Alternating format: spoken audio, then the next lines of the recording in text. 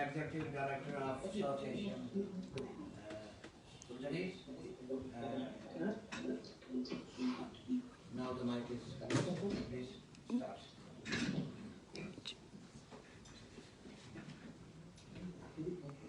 Thank you, Mr. Maqsood, and thank you for organizing this conference along with the European colleagues of the Flemish Parliament. It's a privilege to be here and share this stage where we can discuss our issues. So you all have done us a very big favor. So thank you for that. Mr. Junaid Qureshi has explained very well the history of Jammu and Kashmir, and it is unfortunate that I'm sitting here and I have to introduce myself as someone from Indian administered Kashmir, and as Mr. Junaid Qureshi said, he is someone from Pakistani administered Kashmir, while it is one single entity, and we shouldn't be introducing ourselves from two different parts. And as he alluded to was that, let's not forget that things like the line of control, the UN resolutions, Indian administered part of Jammu and Kashmir, Pakistani administered part of Jammu and Kashmir, the Shimla Agreement, statehood for Gilgit-Baltistan, Article 370 of India's Constitution, all these things would not have existed had the 22nd of October 1947 not happened, which is when the Pakistani army, along with its tribals, which we call Lashkars, religiously motivated people, invaded Jammu and Kashmir. And instead of going into the history of what happened there, I would just like to present you with historical evidences of how the people of Jammu and Kashmir experienced this invasion. So Father Shanks of the Mill Hill Mission, who was the principal of the St. Joseph Degree College in Baramulla, where these tribals came, and was an eyewitness to the carnage, in his first-hand account brought out the sort of brutality that the Lashkars indulged in. He wrote, "The tribesmen, great wild black beasts, came shooting their way down from the hills on both sides of the town. They climbed over the hospital walls from all sides. The first group burst into a ward firing at the patients. A 12-year-old nurse tried to protect a Muslim patient whose baby had just been born. She was shot dead first. The patient was next. Mother Superior Attitude rushed into the ward, knelt over her, and was attacked and robbed. The assistant mother saw a tribesman point a rifle and jumped in front of her. A bullet went through her heart. At the moment, Colonel Dykes, who had assured the people they would not be attacked, raced from his room a few yards along the terrace to get the Mother Superior out of danger, shouting at the tribesman as he ran." The problem is that this historically is called Operation Gulmarg, which happened, which is the first armed attempt of Pakistan, which heavily relied on external mercenaries to seize Jammu and Kashmir. And in the last 73 years, it has used the same template to destroy Jammu and Kashmir multiple times over. And as we are here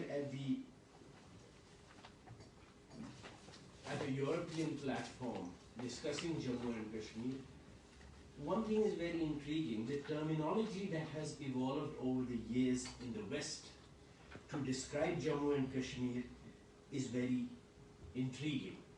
Of course, as mentioned earlier, this terminology may have suited the strategic interests of some of the powerhouses of the late 1940s. But the international community uses the terms Indian administered Jammu and Kashmir and Pakistan administered Jammu and Kashmir. And this has been happening since the early days of the Jammu and Kashmir conflict.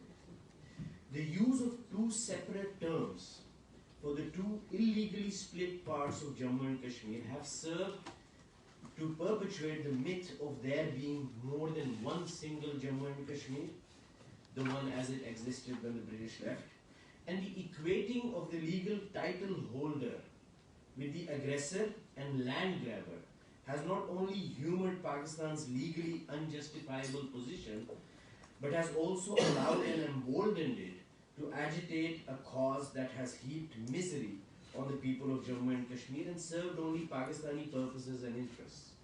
And coming to the human rights situation in Jammu and Kashmir, especially in the part which again, as we call it in Pakistan, occupied Kashmir, I would like to quote a few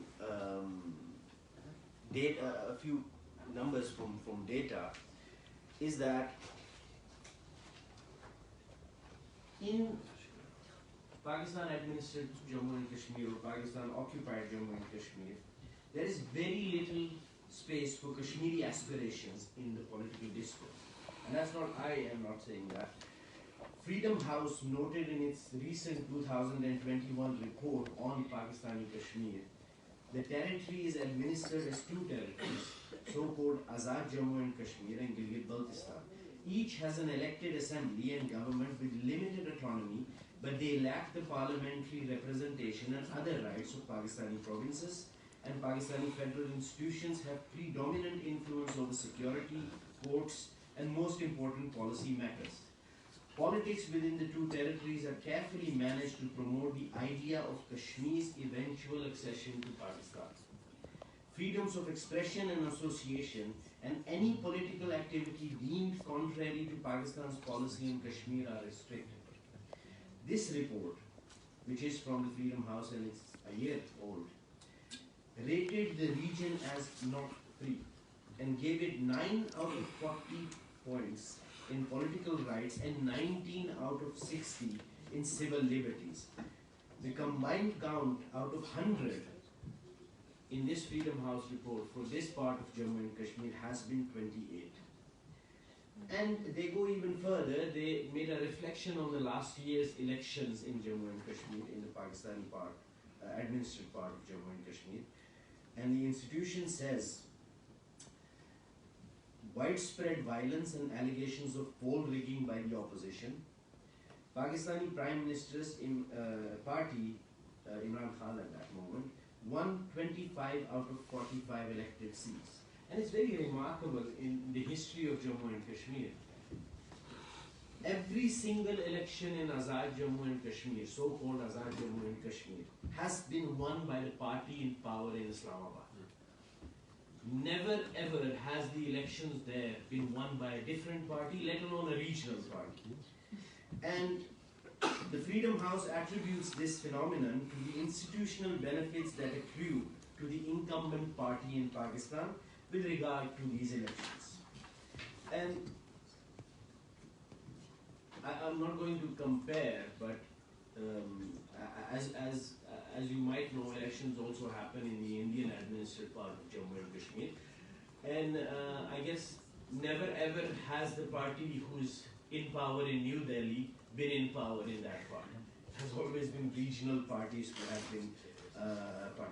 And again, going a bit further on this Freedom House report, it also talks about the atrocities that are meted out to residents of Pakistan-administered Jammu and Kashmir every day. The report notes, and I quote, the powers of the elected chief executives in Pakistan-administered Jammu and Kashmir and Gilgit-Baltistan are limited by the fact that a Pakistani Prime Minister, the Pakistani Minister for Kashmir Affairs in Gilgit-Baltistan, and through them, the Federal Civil Services, exercise effective control over government operations in both territories. As in Pakistan, federal military and intelligence agencies also play a powerful role in governance and policy making, and these areas are subject to laws that curb freedom of expression, particularly regarding reporting the political status of the territory. Even in academia, there are acute sensitivities around the issue of the constitutional status and debate or materials questioning Pakistan's claim over Kashmir. And it went further, adding, and I'll just take a few minutes more, that the intelligence agencies of Pakistan, and again I'm not saying this is the Freedom House report saying this, maintain a prominent and intrusive presence in both the territories. Discussion of political or religious views carries significant risks, and the authorities have increased their monitoring of social media and severely punish expression of anti-Pakistan or separatist opinions. It goes further by saying torture, as Mr. Shaukat Kashmiri firsthand has experienced by being kidnapped in that area twice and being tortured and being confined into a solitary confinement for a year. Torture and deaths in custody at the hands of security forces have been reported, especially for independent supporters and activists. Separately, armed extremist groups devoted largely to attack Indian-administered Jammu and Kashmir operate from Pakistan-administered Jammu and Kashmir and Gilgit-Baltistan and have links with factions based in Pakistan and Afghanistan. What I want to end with is that we all, and especially the powers that may be in the West, like in this parliament, should start realizing that the real tragedy is that Pakistan even today believes in the same policy and adopts the same methods as it did in 1947 on the 22nd of October. And the bigger tragedy is that the West keeps getting fooled by them, by the Pakistanis telling the West that they are the only option in the region, that they are the only option who can stop terrorism in Afghanistan. Well, it has proven not to be so. 20 years down the line and the Taliban are again ruling Afghanistan. So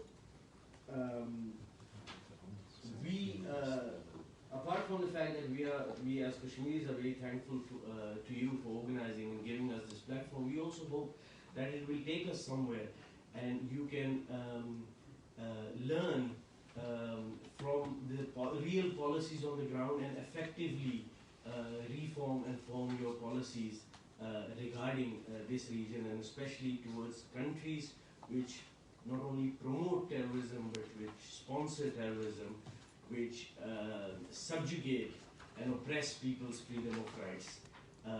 And in that sense, not only of the Kashmiri people, but in the same sense as Mr. Afridi later will say, of the Pashtun people and other historically independent, sovereign, culturally different nations living in that area.